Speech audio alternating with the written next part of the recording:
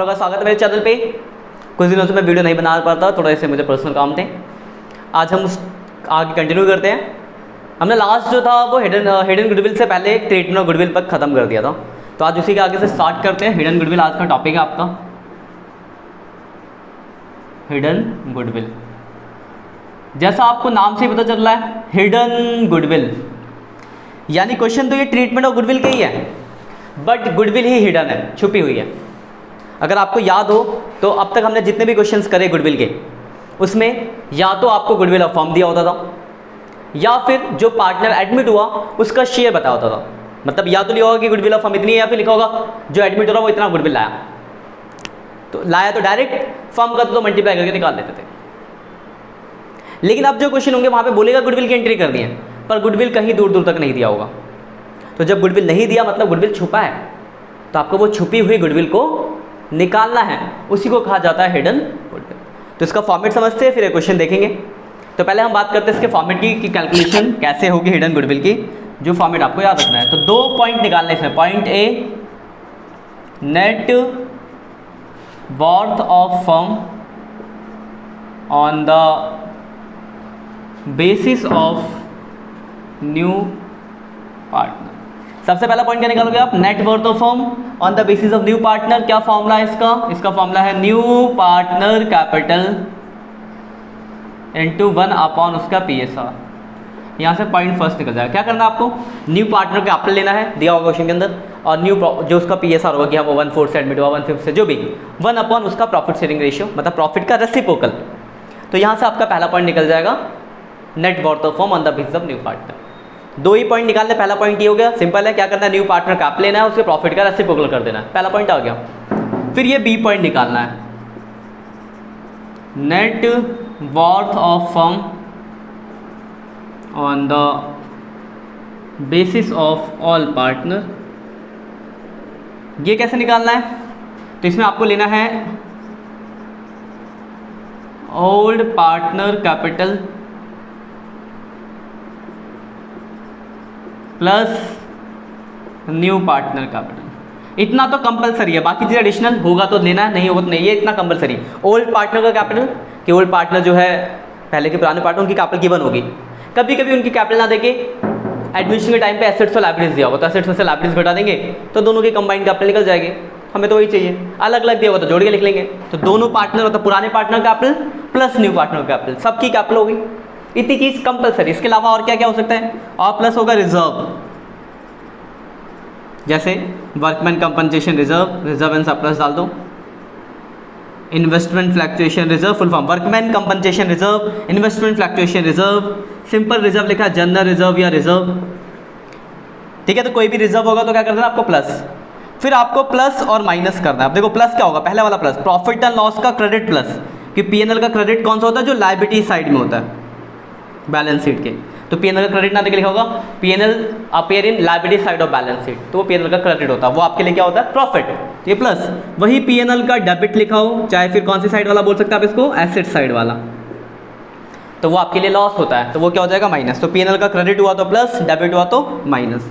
एक चीज़ और आगे पढ़ोगे रिवोल्यूशन के बारे में, तो रिवोल्यूशन प्रॉफिट होगा तो प्लस, और अगर लॉस होगा तो माइनस। यहाँ से पॉइंट भी निकल जाएगा। देखो बाकी जितनी चीज़ें मैंने नीचे लिखी है वो कंपलसरी नहीं है, होगी। ओल्ड पार्टनर कैपिटल और न्यू पार्टनर कैपिटल कंपलसरी है, बाकी ये सब जो भी आपको दिया होगा वो लेना है, जो नहीं दिया उसको लेने की जरूरत नहीं है।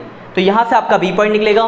पहले वाले से आपने ए पॉइंट निकाला, अब निकालोगे goodwill of firm, goodwill of firm A minus B. Firm की गुडविल आ गई। फर्म की गुडविल के बाद आपको पता ही है कैसे करना है, क्वेश्चन में हम देख लेंगे वो चीज़ भी।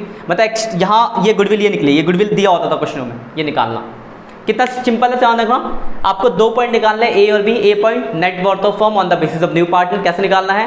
न्यू पार्टनर का कैपिटल लेना है, उसके प्रॉफिट का रेसिप्रोकल करना है, पहला पॉइंट आ गया। फिर बी पॉइंट निकालेंगे net worth of firm on the basis of all partner, ये वर्किंग नोट में बनेगा आपका। वो कैसे निकलेगा?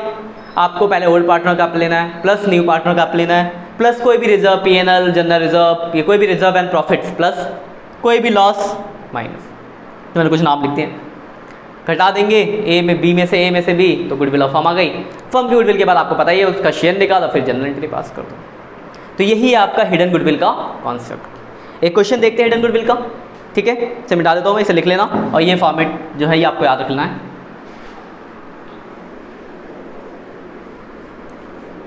एक देखते हैं क्वेश्चन इन्फॉर्मेशन क्या क्या दी हुई है, क्वेश्चन आपके स्क्रीन पे आ जाएगा, बाकी आपने बुक खोल लेना, बहुत आसान सा टॉपिक है, कोई ज़्यादा दिक्कत आएगी नहीं आपको इसमें।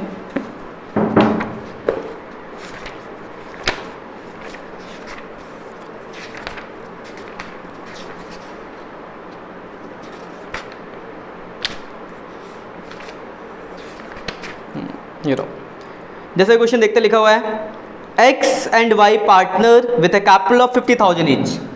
एक्स और वाई पार्टनर है, दोनों की जो कैपिटल है इसकी भी 50,000 है, इसकी भी 50,000 है, इनका रेशियो नहीं दिया, तो as per the partnership deed if ratio not given it should be equal.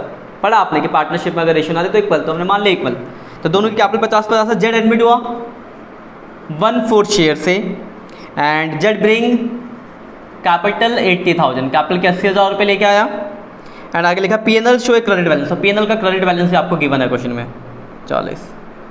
इतनी इन्फॉर्मेशन दी गई है, आप बोला आपको गुडविल निकालो, एंट्री पास करो। देखो एंट्री गुडविल कहीं दी थोड़ी है, क्या क्या दिया, ओल्ड पार्टनर कैपिटल दिया है, न्यू पार्टनर का कैपिटल दिया और पीएनएल का क्रेडिट दिया है। जितनी चीज़ें दी हो उसको लिखना है, जो नहीं दिया आपको क्या मतलब है। गुडविल निकालेंगे वर्किंग नोट में, पहले A point net worth of firm on the basis of new partner लिख लोगे आप, तो आगे क्या लेना, न्यू पार्टनर कैपिटल